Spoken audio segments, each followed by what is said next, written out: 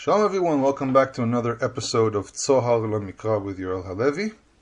As always, I hope everyone has enjoyed the programs up to now. I've actually been receiving pretty good feedback on everything, so I'm very glad that it's helping people out. This week's reading is actually a very exciting one for me because it also happens to be the one I read for my bar mitzvah, which is always fun to remember, and also hence the fact that it's my birthday very soon. But in any case, the problem with this one, the plus side of having a bar mitzvah on this type of parasha, it's very short, which means you have to read less. But on the other hand, the minus for me as a teacher these days is the fact that there's less to talk about here. But there are quite a few speculations about this parasha, which I do want to talk about a little bit. However, first of all, I just want to talk about this concept known as a bar mitzvah. You know, it's a very common thing that people do bar mitzvahs and bat mitzvahs, which a bat mitzvah, by the way, is a made-up concept, a very, very, very, very new idea that there's a thing known as a bat mitzvah. It was really something invented the past couple of decades to try to give girls a little bit of something as well, because, everyone comes to age at one point. And really, originally, there was no such thing. It was basically, now you're 12, now you're considered to be a grown-up. This is for women. With boys, it had much more of a meaning because it was a transition to becoming a man, and transition ceremonies have always been very, very important in a lot of cultures. And what we also have is, becoming a man was a lot more important in old societies than what we hear about, for example, women. Though there are a lot of ceremonies about women and so on, the male ceremony is considered to be a lot more important than the female. Originally, also some of the stuff that we do today with bar mitzvahs are really, again, updates of updates. But originally, there were a lot of things that are practiced today only from the age of 13, which were originally practiced at a much earlier age. Like, for example, wearing a talit. If you, for example, go to a lot of the ceremonies done by the communities, people give. For example, someone's from Ashkenaz, then a lot of people just give a pair of tefillin, a pair of phylacteries, and the talit is something much more of a transition when you're a grown up. But again, this ceremony, this idea of wearing a talit only when you get married, is a relatively new thing, and really originally a person would wear talit from a much, much younger age, from around the age of 5 or 6, because it really wearing a garment has nothing to do with the coming of age. Really, the idea is the same thing today, that people wear a talit katan, the small talit, a small garment that people wear underneath the clothing as tzitzit, which most people wear from around the age of 3, is what we call gil chinuch, the age of learning. This is when a child is starting to absorb the information, and you start giving the child practices to get them used to the idea of wearing tzitzit and so on. Really, it was just giving a garment. So a child at a certain age would have a four-cornered garment because it was part of what people wore. It was part of the regular wardrobe. So there's nothing of waiting until you're 12 until you're 13 and so on. And there were a lot of people who had practices like this. It's a relatively new thing. The practice of wearing phylacteries only around the age of 13 is also a little bit different than what they did in the past, because it used to be that, again, you had the age of when you have to wear the tefillin. Now, again, I'm talking from the rabbinic point of view. You had to wear phylacteries from around the age of 13, but there was also an age of gil chinuch, which basically meant that you started wearing them a little bit from around the age of 8 or 9. Maimonides, for example, mentions this, that the practice is to wear around the age of 8 or 9 to get the children used to, and then later on when they turn 13, then they have to wear them all the time. The practice of reading from the Torah scroll, now this practice has to do with something very specific. Reading out of a Torah scroll, it has to be someone who is also old enough to enable others to have the mind and the ability to have others listen and basically, as we call it, lehotzi yedei chova, in the sense of that they read out loud for everyone else, and they are old enough to lead a community in service and so on. Now, you don't have a child leading a community in service because a child unaware of responsibility and so on. So the development is around the age of 13. A person is already understanding their position as part of society, as part of the group of people who are adults and take responsibility. So that's around the age.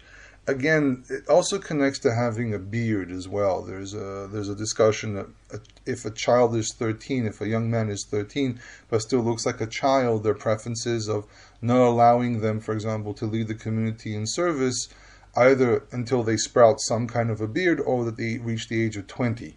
20 also obviously is connected to the age of 20, as mentioned in the Torah. So the practice of reading out of the Torah as well was a part of, originally people read literally out of the Torah, and it wasn't that you had one person reading for everyone. The practice of one person reading for everyone came much later when people just didn't know how to read Hebrew.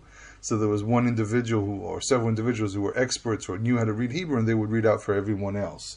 And then also, obviously, with translations and so on. The translation, again, it's another interesting subject, but it wasn't something that was done for the bar mitzvah itself. It was part of the general reading that people would do. So a child can read out of the Torah, and this is why, at the age of 13, we allow a young man to read out the Torah for the community, and it's like a public announcement that the person is now an adult. So there's also sometimes a will on the end of that Shabbat that individual will come to the synagogue for Arvit, for the evening prayer, and will be the one leading the evening prayer just as an extra for the ceremony. Now, there are a lot of people there are several different practices today that we have about bar mitzvahs. One is that the child or the young man reads the entire portion, not what I did.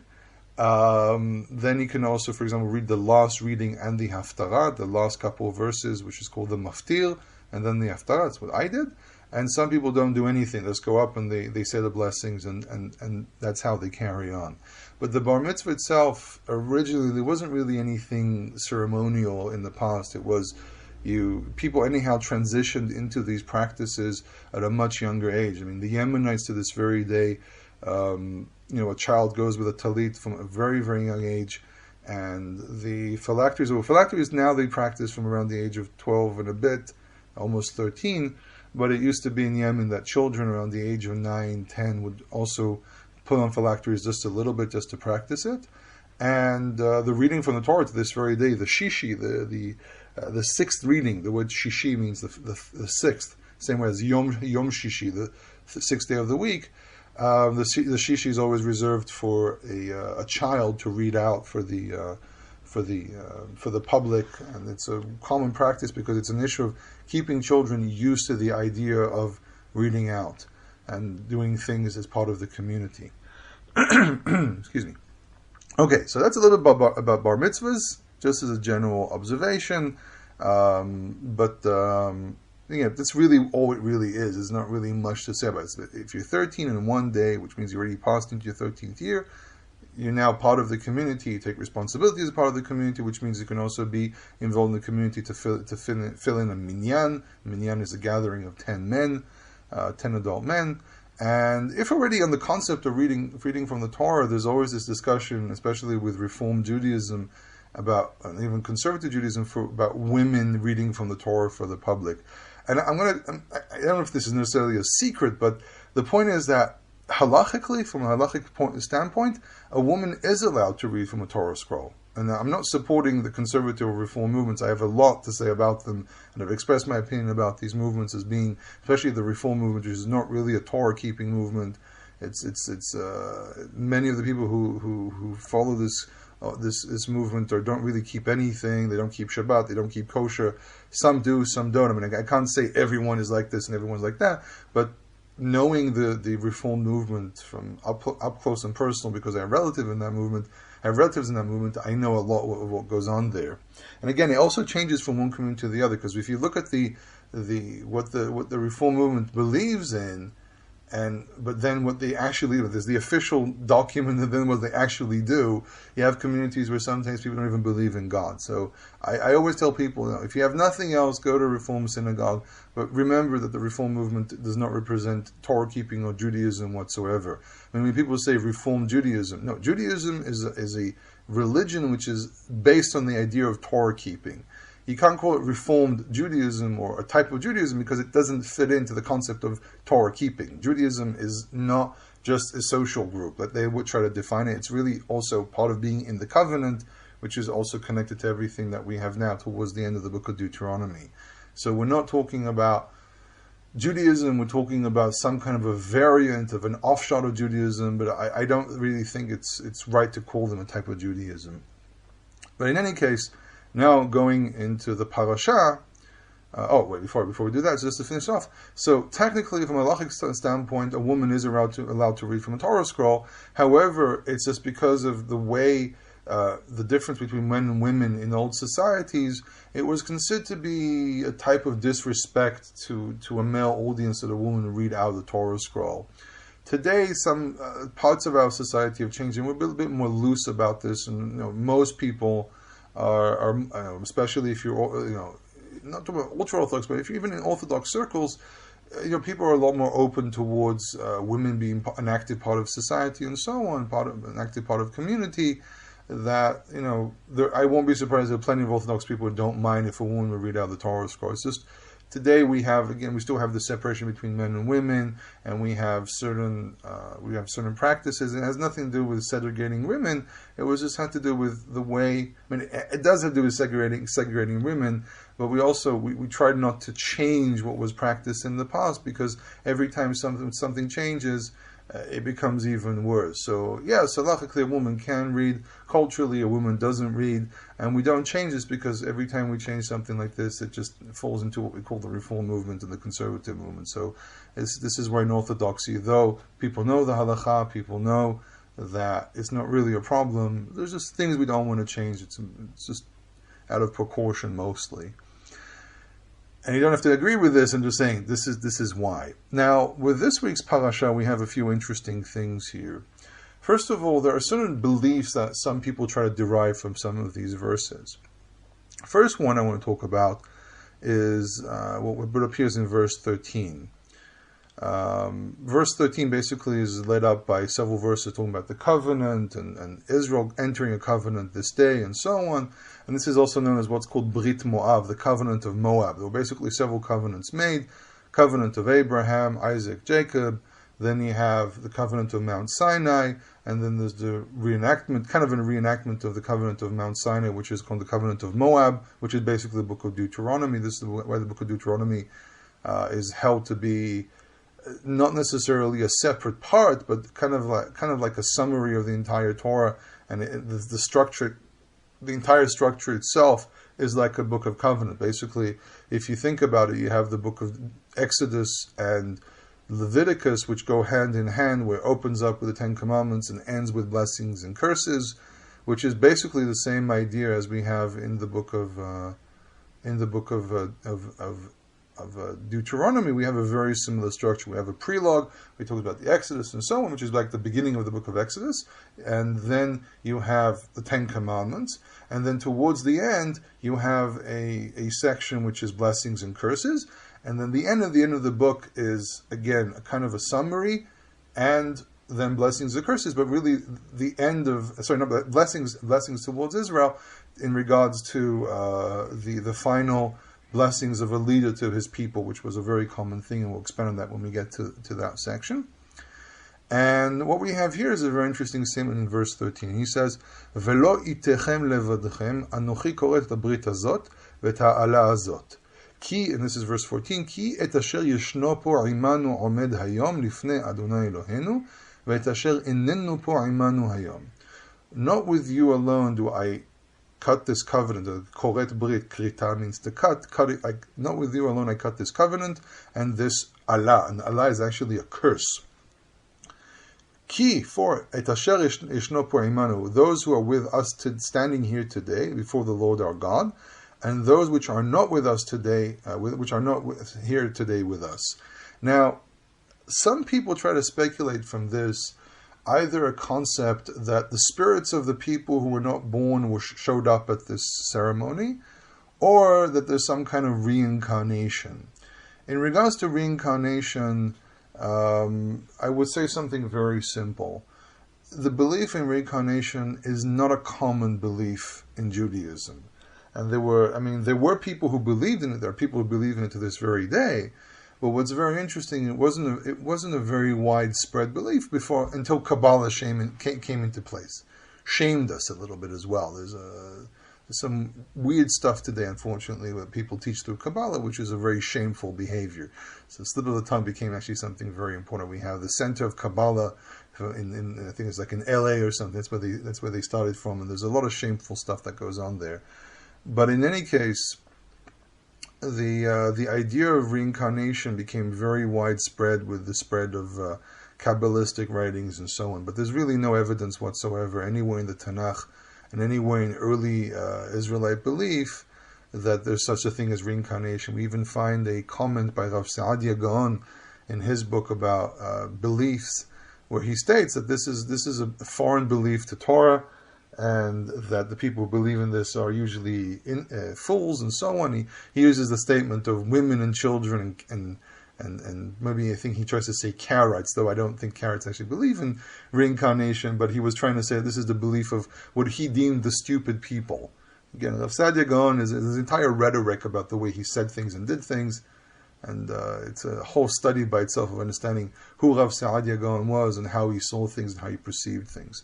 But that's regardless of that, there's really no evidence of this. And really we see in the Tanakh that a person passes away, the spirit goes to the spirit world, and that spirit stays there, and it doesn't go anywhere, it just stays there.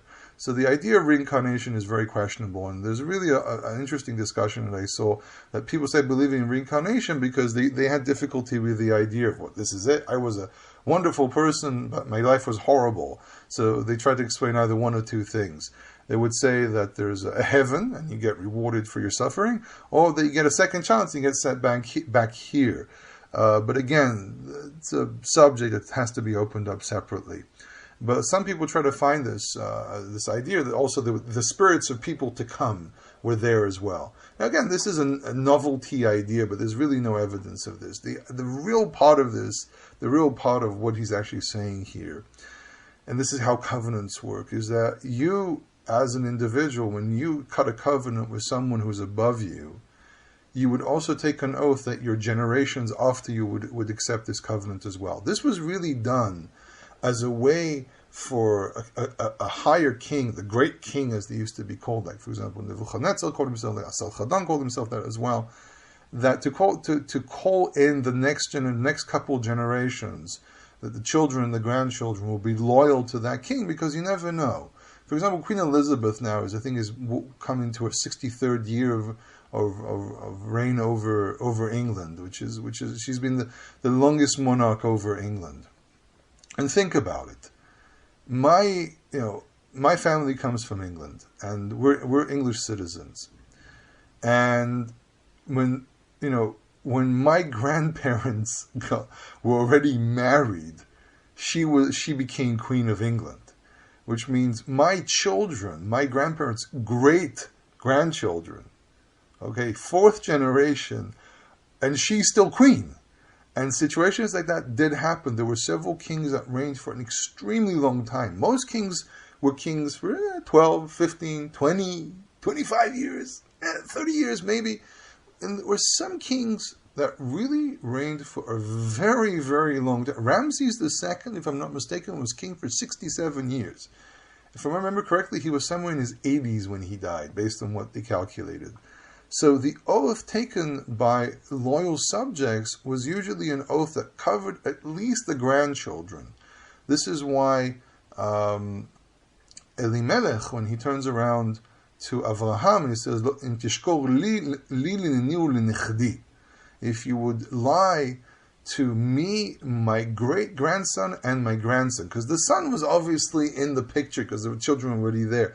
But he made Abraham take an oath that covered up to his great-grandchildren, because it was protecting the family itself. So the same thing happened here.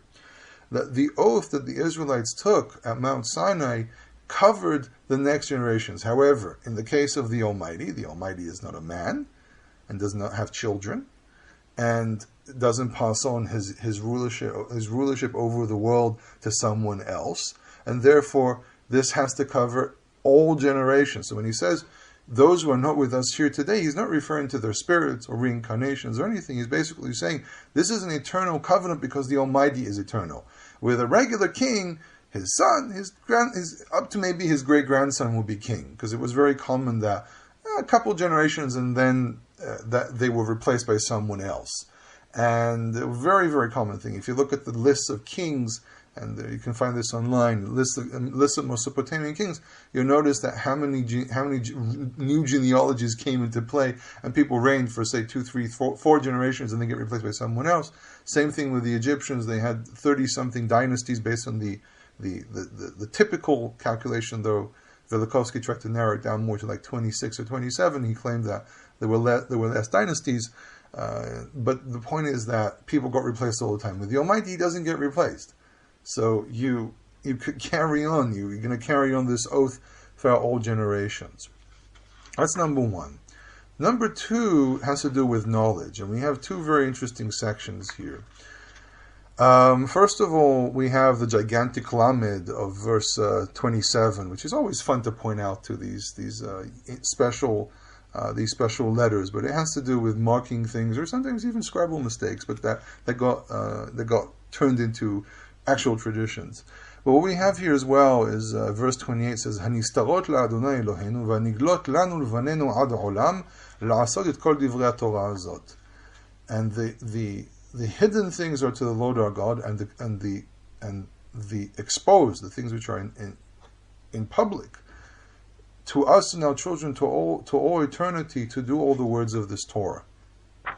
Now, the words lanu l'vanenu, to us and our children, actually has dots on top. It's called nakud lemala, and these dots. Some people say that Ezra was not too sure if these letters should be here, if these words should be here, so he put the dots on top. What's very interesting is I noticed in some inscriptions that when someone made a mistake, they would put dots on top as well. So the dotting, unlike what Saul Lieberman tried to claim that it was something to do with the Greeks or Romans, it seems to be that this type of dotting dates to a much earlier stage, actually to biblical times. When I say biblical times, I mean First Temple. And when someone made a mistake and they had to erase, instead of defacing, for example, a piece of clay, or instead of defacing a monument, well, there's a put dots on top, marking you're not supposed to read this. And it could be that the dotting on top again was, as they say, Ezra wasn't too sure. So he wrote them down anyhow, but he put dots on top to hint to the possibility of these words are not here. So if you don't have these words, it really changes the meaning of the verse. Because if you remove the words, it says, those who are covered to the Lord our God and the exposed. Okay? God sees everything which is hidden and is done in public for all eternity, ad olam, and we are to do all the words of this Torah. Now, this creates a little bit of obscurity here, because how do we come into play here? So it's also possible to read this that he wasn't too sure exactly where to position these words. So it might have been that he wanted to say here that there were several possibilities of reading the verse. One possibility would be God knows everything which is in hiding and in public, but we are to do the words of this Torah, and the words lanu vanenu has to be repositioned. Or that he was trying to hint here to something a little bit different, but that's a little bit more difficult to understand without lanu vanenu, because how does la'asot kol divrei Torah azot relate to us? I mean, how do we come into play without these specific words?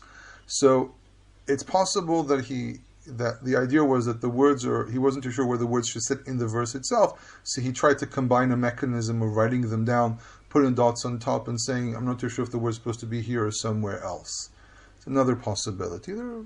I see several possibilities here. What's also important here is the subject of knowledge. What does God actually know?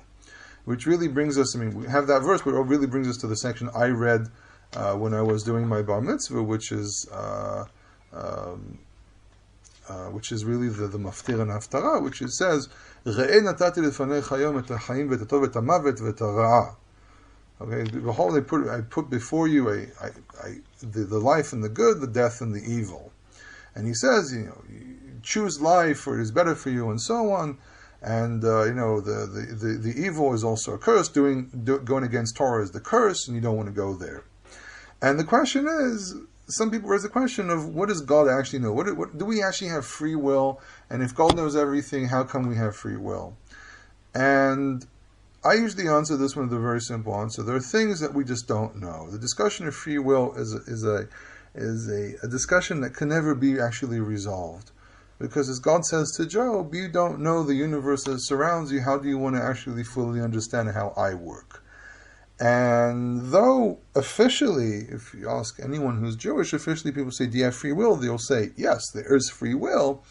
The problem with this would be that, what are the parameters of free will? Do you have absolute free will, as for example most Orthodox Jews believe in, or do you have partial free will? That your ability for free will, and this is actually was the opinion of many rabbis in medieval times, that your free will is really limited to doing the Torah or not doing the Torah. But again, waking up in the morning and deciding to drink orange juice or grape juice is not in the parameters of free will. That's not the discussion. If you're going to buy this car or that car, it has nothing to do with free will. However, free will is probably on a bigger scale. When they say that your free will is limited, they're talking about the bigger scale things, but also that God intervenes and causes you to choose one thing over the other because it serves a higher purpose. Sometimes you'll be surprised, buying this car, not that, buying that car, and it ends up being something of a higher purpose, where having this car enables you to do something which He wants you to go and do. So it's possible, but again, it's very difficult to work on something if we don't have a working understanding of how things are. However, I will point out that, for example, in the Second Temple, there were people who believed in predestination. And when we say predestination, we're not talking about preordained and so on, that God chooses that you will go down this path or that path. We're talking about predestination, that literally every single thing you do in life is predestined by the Almighty. And actually that developed in what we know as the Kalam, or the Mithkalemin, as they're mentioned in the writings of Maimonides, that these were people who believe that God is involved in literally on the molecular level. And they believe that if you sneeze, it's divinely ordained.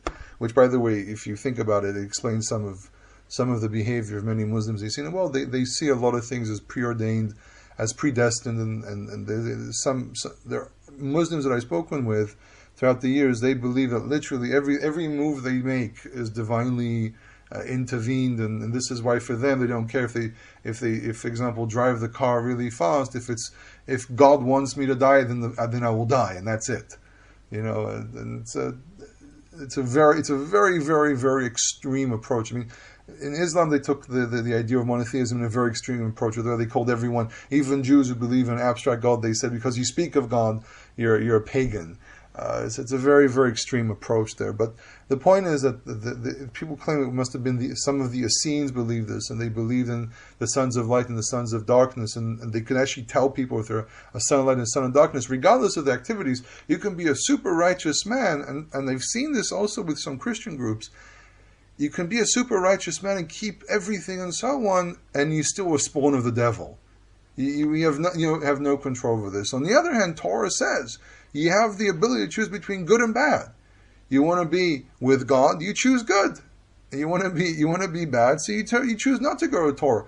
The possibility of being good or evil, or good or bad, is in your hands. The rest of the details is something that we don't really have the ability. But God said, you want to enter a covenant, you have a choice. Entering this covenant is a choice. But remember that because your ancestors chose this, you're bound to this as well. You can live your life whatever way you want. But remember that everything has a consequence. The universe is designed in a way that if you eat piles and piles of chocolate, you will get diabetes and you will be fat. There are rules in the universe. It's almost the same idea. that there are rules in the universe. The rule is that if you go with God, you'll be perfectly fine. If you don't go with God, you're gonna be in trouble. Eat your vegetables, you're gonna be healthy. Eat too much ice cream, you're gonna be sick. Very simple. It's kind of like how they saw the science of the universe. Really, what's interesting is that science today is detached from the Almighty, but back then for them, this was a type of science. Understanding the divine was a type of science. Understanding how the divine rules the universe and how he governs everything was a type of science. Today we broke down science into something a little different, something more into the physical world. But I keep on hearing from physicists that they're discovering more and more things that show us that there's a lot more than just the parameters of what we see with the naked eye. I'm not a physicist, I can't really go there, it's not really my place. But in any case, that, it's a mathematical equation. You do this, you go that way. You do that, you go that way. Very simple. What is your free will on the simple parts of life, on the small things? It's anyone's guess. It's anyone's guess. But from my personal experience, I have seen how my life has been moved around and manipulated. I can't, I'm a very rational person, and every time I think back about this, and these days I'm even more rational than when I was 15 years ago. But I personally see in the way my life was governed that I learned certain things. I was placed in certain places to learn certain things. And I think many people can identify with this. In any case, was able to fill in half an hour recording for a very, very short portion. In any case, I want to wish everyone a wonderful Shabbat, and I want to also wish everyone a wonderful Yom Teruah. I don't know if I'm going to do a special recording for Yom Teruah, because I've done stuff in the past for Yom Teruah. If I do, I do. If not, again, I want to wish everyone a wonderful Yom Teruah and a Shabbat Shalom.